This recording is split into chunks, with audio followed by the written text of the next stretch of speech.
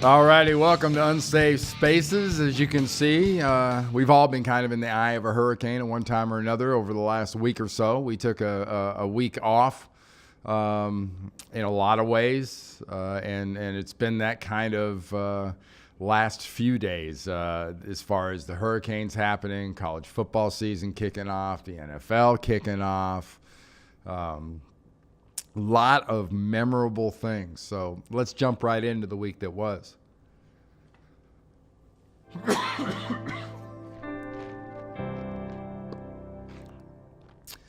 Well, we'll start with the defending world champions. It's only fair. The Patriots. And last time we left the Patriots and the Falcons were ahead 28-3. It was in the end of the third quarter. We all know how that ended. Well, the Patriots started the season, they kind of looked like the Falcons in that fourth quarter. They did some things right, but most things, not really so much. It was fun. We're gonna have some highlights about that here in a little bit. But how about the Hurricanes over the last 2 weeks? You can't even imagine what it must have been like for the people down at Harvey, and for Harvey down in Texas, and then Irma in Florida. We hadn't seen hurricanes hit the mainland like this in over a decade, especially with these kind of strengths, and people took it seriously. You have to talk about something that happened too. It was an amazing display by FEMA and HHS and everybody else reacting and taking care of everything. Now, the same time that all started with Harvey and whatnot, down in Mexico, we have a 8.1 earthquake. For those of you that don't know, an 8.1 earthquake is a big old earthquake. That's when buildings start going down and people start dying. And it was no exception in Mexico. It was a tragic situation. People without homes. It was just terrible. It really was. It was a natural disaster, sort of a trifecta when you get those two hurricanes along with the earthquake. And then a bit of a natural force of his own self. Our current president, President Trump, made some news this last week by who he was willing to work with. Heaven forbid. Can't say he hasn't warned these two dimwits he's sitting with right there, McConnell and company. I'll make a deal with whoever I have to make a deal with. And he made a deal with the Democrats as far as extending the debt limit and getting the money to the people for Harvey. Now we're going to have another problem here with all the money that's going to be needed to rebuild down in Florida. So they'll have to address a lot of that too. But I think they're starting to get the idea that if he does the things that people that elected him to the presidency want them to do, it doesn't necessitate sucking up with the old guard. It definitely doesn't necessitate sucking up to the swamp, because hopefully the best thing that could happen to the swamp for it to dry up and go away. But that ain't happening anytime soon, because they ain't giving up that easy. But it's going to be fun to kind of watch the reactions between now and then. All right, let's go back to the opening weekend of the NFL season and some of these highlights, and start with the Patriots that I was talking about earlier. Hey, Patriots playing the opening night of the year. It's pretty fun stuff. Patriots of Kansas City. Let's get it on. Alex Smith and company for Kansas City. Tom Brady, as you expect, doing the work that he usually does. Just bing, bing, bing down the field. Started out, looked pretty good. Kansas City, on the other hand, you didn't expect them to look methodical. You didn't expect them to look physical. You didn't expect them to make the Patriots look like the Falcons in the fourth quarter of that Super Bowl, but that's exactly what happened. Alex Smith had if not a career night, just kind of a marquee night for his career. Kareem Hunt had his huge debut breaking out on the stage. He was running for yards. He was receiving for yards. Kansas City put one hell of a butt whipping on the defending world champions, and I can't say that I felt bad about that personally. Meanwhile, the Falcons on Sunday, they got it going against Chicago. Now, Chicago not a bad team, but they shouldn't be able to hang with the Falcons. But this being opening day, you got to remember, you're going to have people hang with you. It's not going to be easy. And Chicago put up a pretty good fight.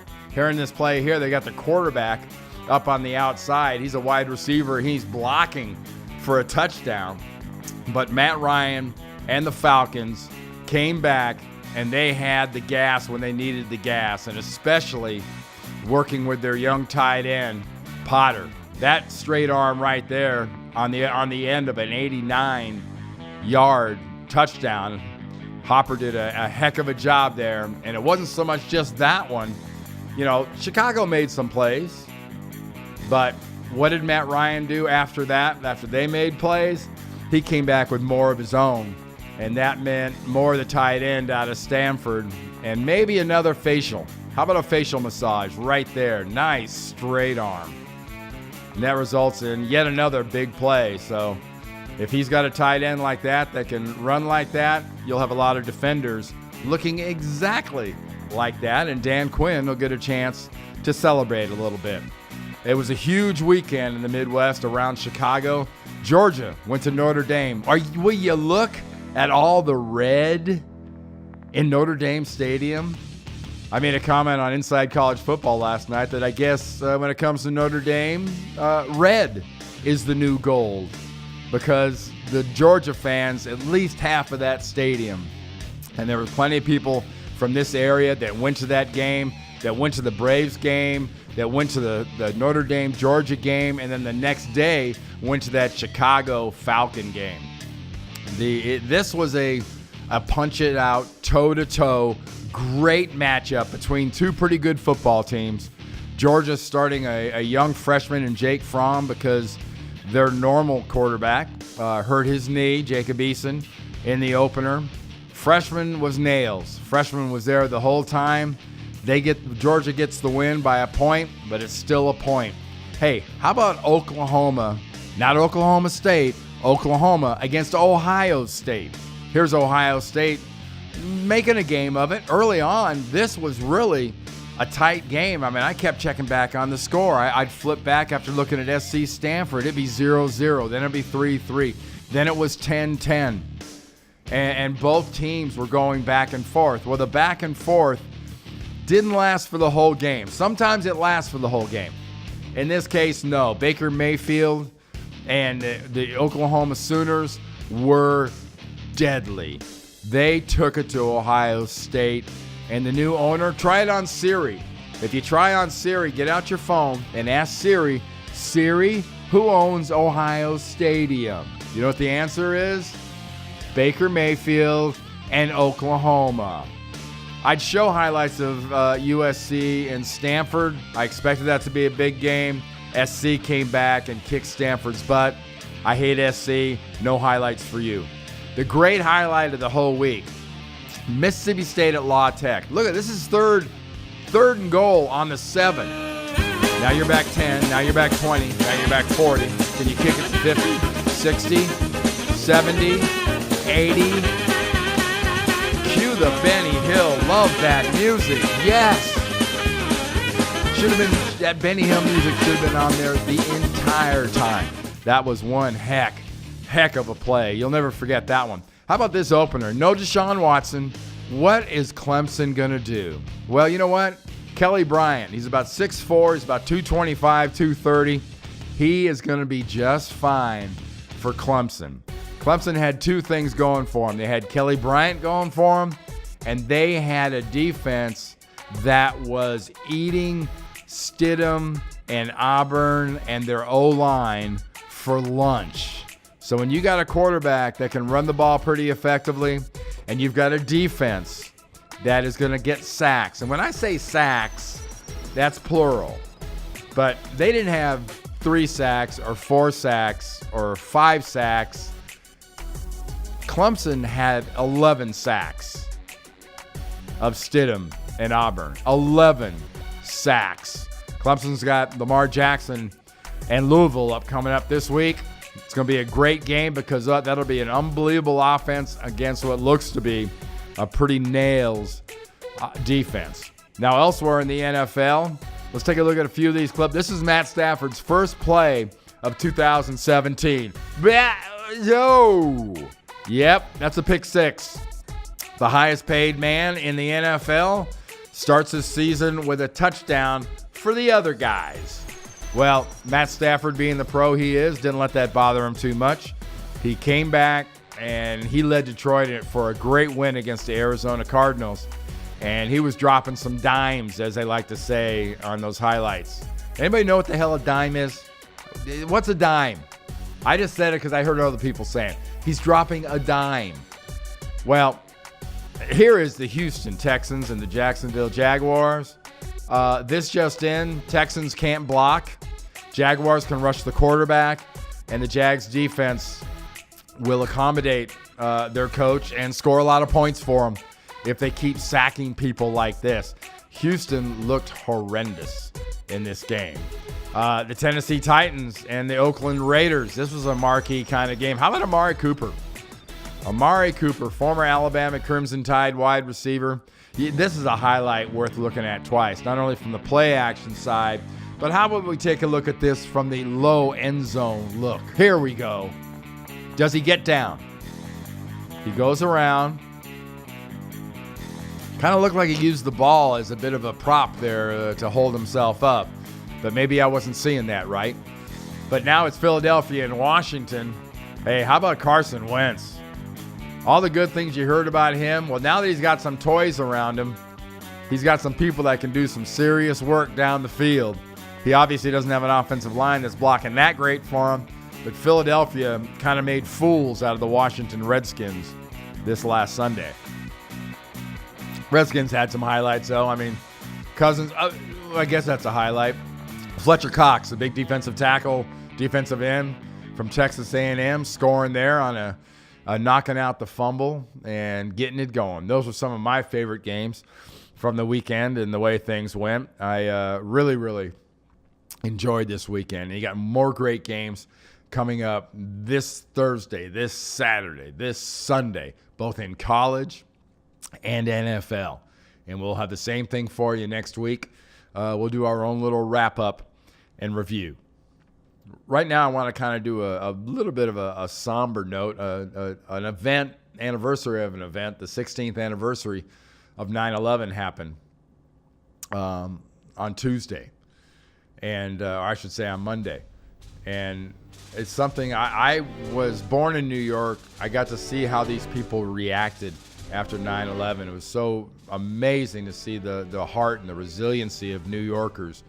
And because of the natural disasters, maybe the event itself wasn't quite is featured in the news. But I want to tell you a short story. Jerry Glanville and I walked down to Ground Zero. And this is about a week after 9/11. And we stopped at a fire station and to visit some of the firemen and shake some hands. And outside of the fire station, we ran into 3 policemen who were standing outside the fire station just kind of guiding tourists and whatnot. And we started talking to them. And there was one guy that was crying because we were asking him about the events of the day from a week or so earlier. And he said, I can't forget it. And it's a New York policeman whose job, he was there at 9/11. He was there at Ground Zero. He was there before the towers came down. And he was sitting there describing what it was like watching people fall out of those buildings and how he had been sort of emotionally wrecked by that. But, you know, I say that to say this. We can't forget that feeling. We can't forget that how proud we were to all be Americans at that point. We can't forget how well we got along at that point. It shouldn't always take a natural disaster or an unnatural disaster, a sneak attack by some enemy to drive us together. We should be together. But that's just my 2 cents. Now time for the mirth and fun that is butt hurt of the week.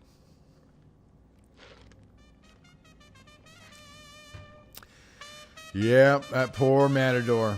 And Kelly Blum, you're right. We stay on this picture way too long, and I ain't changing it. Sorry.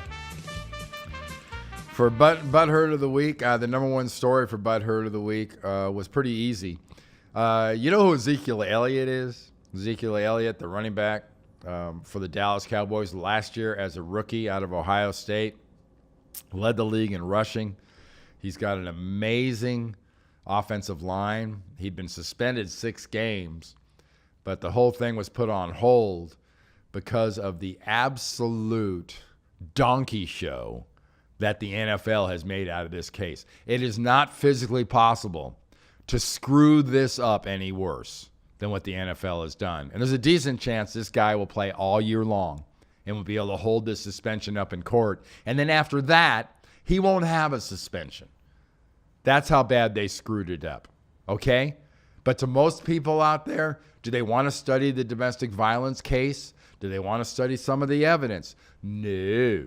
The only thing they care about is, how does this affect my fantasy team?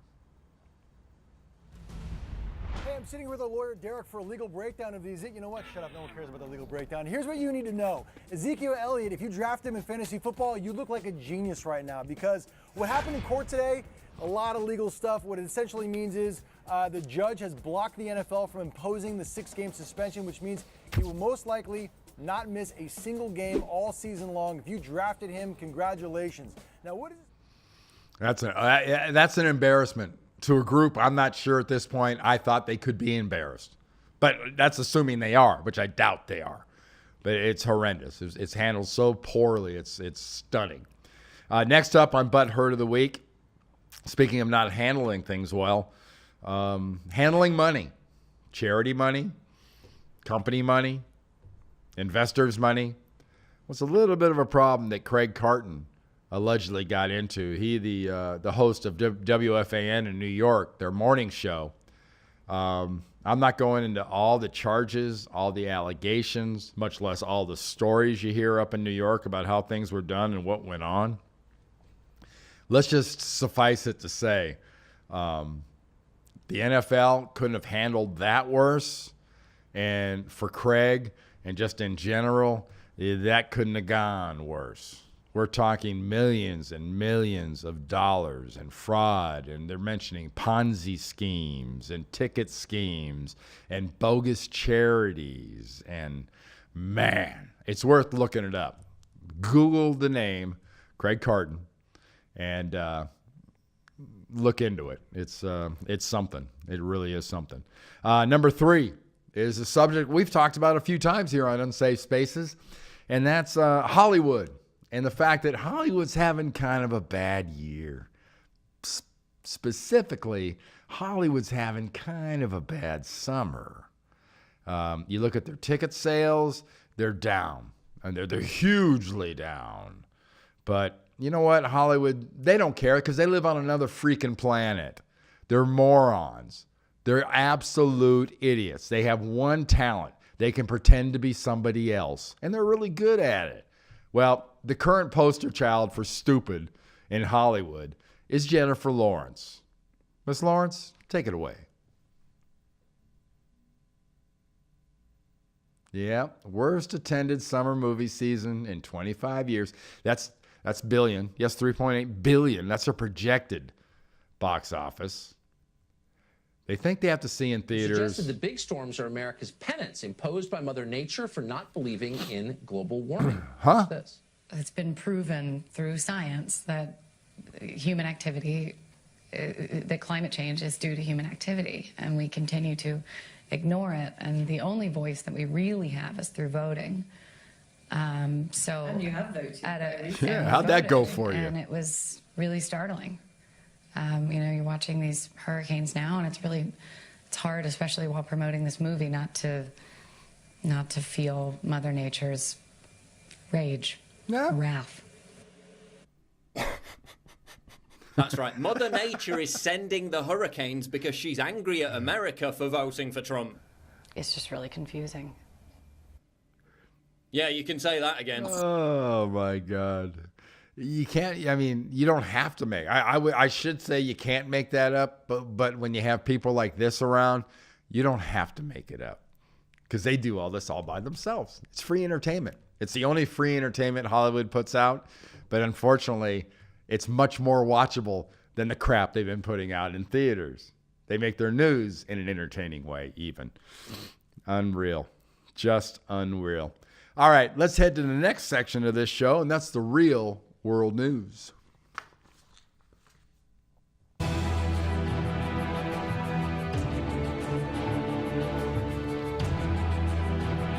We were talking earlier about Craig Carton and the Ponzi scheme allegations, and hedge funds are involved in that whole thing. But you need advice, investing your money.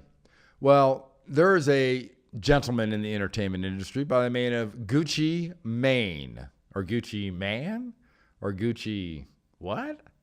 Well, I'll go with Gucci what, because he currently decided last week that it would be a really good idea to show everybody his new kitties, his new necklace.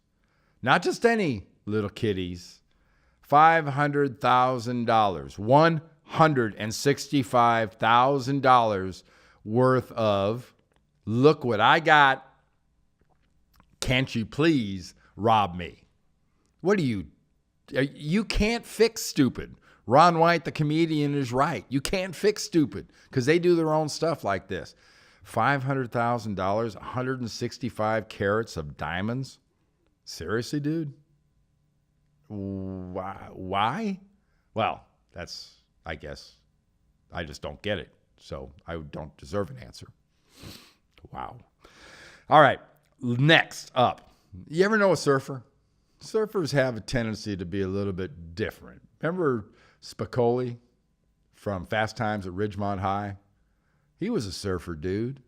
Well, there's a group of surfer dudes in South Beach that decided that they'd had enough of this hurricane stuff, and they decided to go outside on the street in South Beach, in South Florida, in Miami, and decided to give the one-finger salute to the hurricane and refused. Somebody kite surfing behind you? Come on. That's exactly what I wanted to show you, Alex. This is not the scene that officials here, first responders, want to be looking at. So I'm going to encourage it and show it on national TV. West, you're starting to see people here in Miami Beach, which is under a mandatory evacuation order, doing water sports. Behind me, there are onlookers taking photos. There are also about a dozen people in front of me. It's a similar scene over on the other side. This is not, again, what the mayor of Miami Beach, who called this a nuclear hurricane, wants to be seeing right now. Again, you just can't fix stupid, because stupid's going to do what stupid wants to do. And just sort of a little note follow-up of this story about the surfers flipping off the hurricane and windsurfing and all that other fun stuff in a hurricane. There was a world-class surfer, unfortunately, sadly, a young teenage-aged world-class surfer that was killed during Irma out there surfing. Because of the size of the waves and everything else, and things didn't work out well. Just, sorry to his parents, sorry to his family, sorry to everybody that happened. But, man, what were you expecting? Biggest hurricane in decades or centuries, and you're going to go out ride waves? Nah, dude, not a good idea. Now, you may not know, but in less than 2 weeks, in fact, on September 23rd, so those of you keeping track, that is 10 days from today, is the end of the world. That's great. It starts with an earthquake. End of the world. Begins on September 23rd. Not sure what exactly it's going to be. Not sure if the world splits in half. Not sure if the planet comes and hits us. But it's in the first time. It was going to end on, remember that Y2K? It was going to end in 2011. It was going to end, 2015 was another date it was going to end. So now you have another date, September 23rd. And I see this stuff and I hear this stuff, but I know for a fact there is one guy out there that appreciates the end of the world as much as I do. So beautiful. I'm going to stay. Good luck.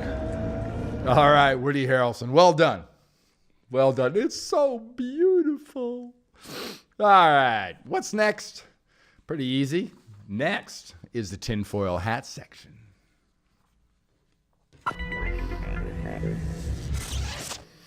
All right. Hey, talking about the end of the world, this may be another story that you didn't hear about, but according to the story I found here, the FBI and the CIA know all about alien visitation. The fact it's not really visitation, according to the FBI and the CIA, it's more infestation. So the aliens have been here for quite a while, like thousands of years. And they do literally kind of walk and live among us. And they not only have stories, they've got facts to back this up. Check this out.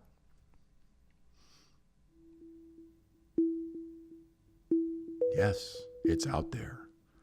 Saucers, other explained phenomena. And that's a real FBI, CIA letter about a spaceship. Yeah, it's been released. Freedom of Information Act. Boom.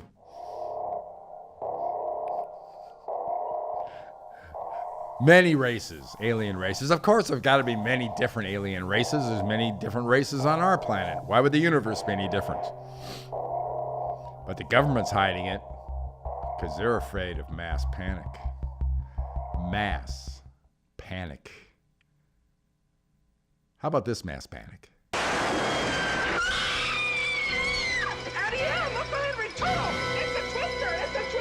Oh, ready then.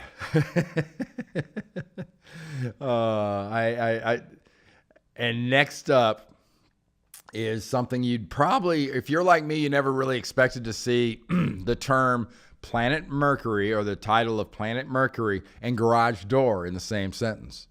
But more of our friends on the internet that do all this great investigative work for us have found a picture of a garage door on Mercury. Yes, Mercury. They didn't go the other way. That's closer to the sun. Alien doorway discovered on Mercury's surface. See, there's a picture of it, so it's got to be true. It's rectangular, though. It's not really my garage door was always the other way.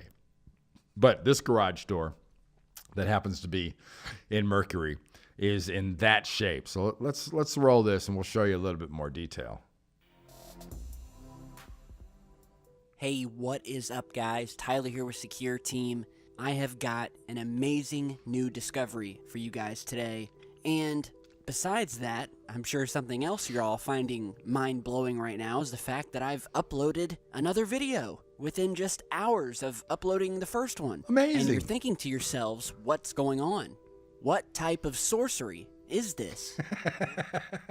Speaking of sorcery, good work, Todd. He's got a garage door. It's tilted on the side, but it's a garage door nonetheless, and it's on Mercury. So see, I mean, there's evidence that it's obviously something on the planet. Or I believe somewhere in that video he had mentioned something about it's either a door or a large object. Which would be like, wouldn't that be an obelisk like in 2001? Tell us about this obelisk. Description, and if you look to the very right of the image, slightly below the middle line here, you will see what looks like a large black rectangular entrance, or a doorway, as Scott called it. Who the hell's Scott? And why would I take his word for it? Scott. And just kind of dropping that Scott name. Were we supposed to care? Was it Scott Tolzien? That he might be on Mercury after the way he played last week for the Colts, but I doubt it. Wow. Scott, what are you thinking? Garage door. If Scott, if you found the garage door on Mercury, get a new job. All right. Next on the tinfoil hat, and this is part tinfoil hat and part education, because the realistic part of this is there are things known as CMEs, coronal mass ejections. And for lack of a better term, they're almost like gigantic hydrogen bombs going off on the surface of the sun. Only it's like 1,000 hydrogen bombs going off on the surface of the sun. And they've got a scale that goes basically 1 to 10 or 15 or whatnot. And when they get up around 2 or 3, it's usually very notable. And you'll see a video come out going, wow, look at this. If you look at the ejection material. This was a 10. So, and this occurred, I believe, on the 10th and 11th. They would have gotten here 10th and 11th, maybe a little bit yesterday on the 12th. So keep that in mind. If the last couple of days your cell phones weren't working really, really good. But check out this video on coronal mass ejections and information on this specific one.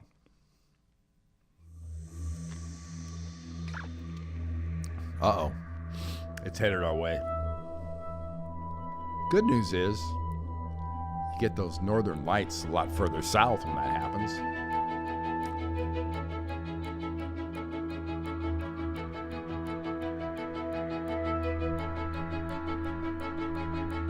Not a flare, but a CME. Light travels really, really fast, like 186,000 miles per second, by the way. Hello. See, now if the angle's just right, just if you look at coronal mass ejections and you're a little skeptical, if they happen at the right spot on the sun and the Earth's in the right spot, it could basically burn our atmosphere off. So it's worth paying attention to stuff like this.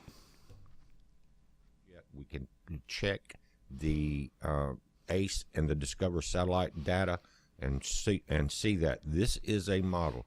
It is very powerful. Check this out. This is incoming.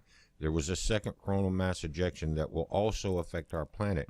But in the chart on the right where it says plasma density, at the top, where the green line that represents Earth, those numbers are usually 5, 10, and 15 as far as plasma density centimeters cubed. This is up to 60. Notice that? Wow. I have no idea what the hell he's talking about, but it sounds like a lot of stuff. 60 stuffs. When it's coming off the sun, trust me, you see the term CME comes up on a news story online or on your phone, check it out. It's worth looking into. That's all I'm going to tell you. Because the other stuff we're having fun about the end of the world, that could be the end of the world. All right. I want to go to the feel-good story of the week. Hey, he looks away. I know for sure this time he's going to come back. Look at me. Come on, look me in the eye, son. Look me in the eye. Oh, he almost made it. Dang, that was close.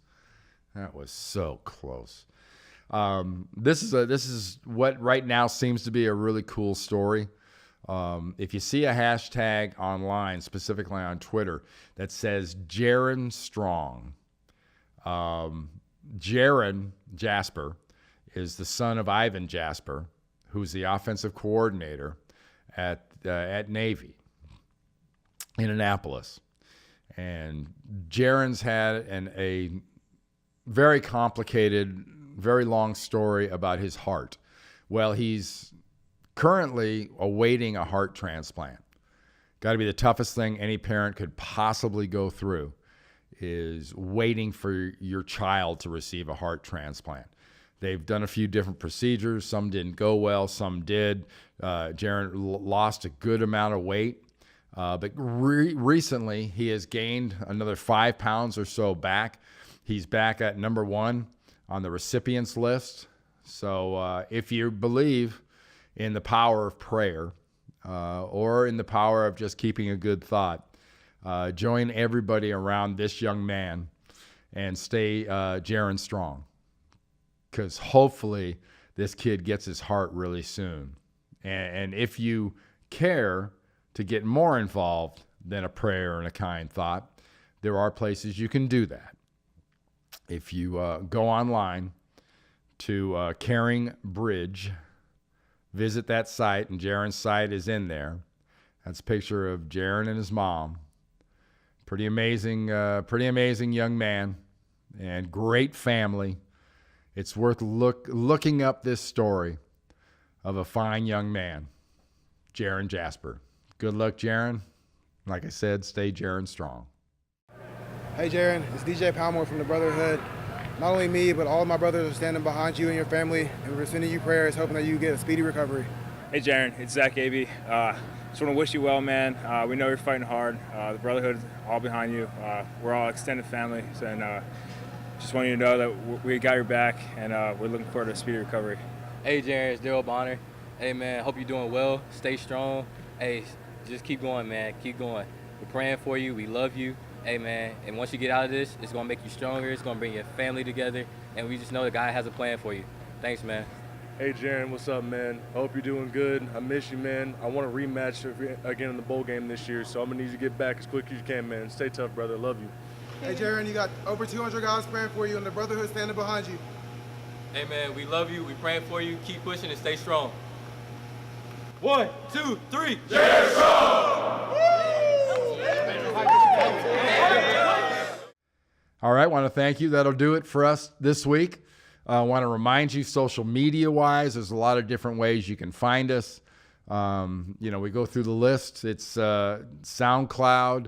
You can find us on Twitter. You can find us on Facebook. You can find us on YouTube. You can find us online on our site, unsafespacesusa.com. That's unsafespacesusa.com. Any suggestions, any stories you'd like to see us cover, anything at all, send it to producer@unsafespacesusa.com. Well, that'll do it here for the 16th episode of Unsafe Spaces. And at this time, we usually say to you, happy trails. Happy trails to you until